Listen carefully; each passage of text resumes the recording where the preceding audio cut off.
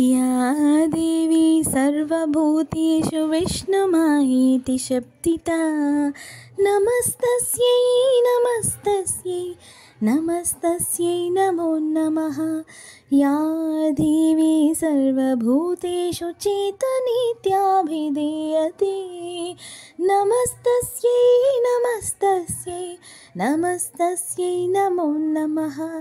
या देवी सर्वभूतेषु बुद्धिरूपेण संस्थिता नमस्तस्यै नमस्तस्यै नमस्तस्यै नमो नमः।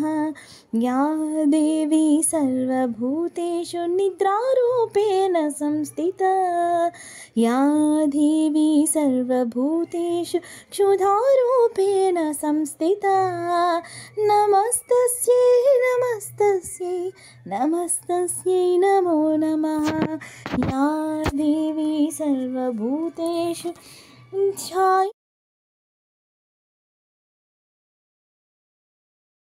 या देवी सर्वभूतेषु छायारूपेण संस्थिता नमस्तस्यै नमस्तस्यै नमस्तस्यै नमो नमः।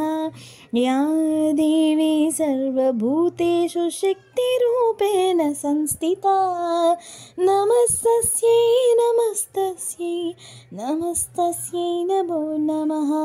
या देवी सर्वभूतेषु तृष्णारूपेण संस्थिता नमस्तस्यै नमस्तस्यै नमस्तस्यै नमो नमः।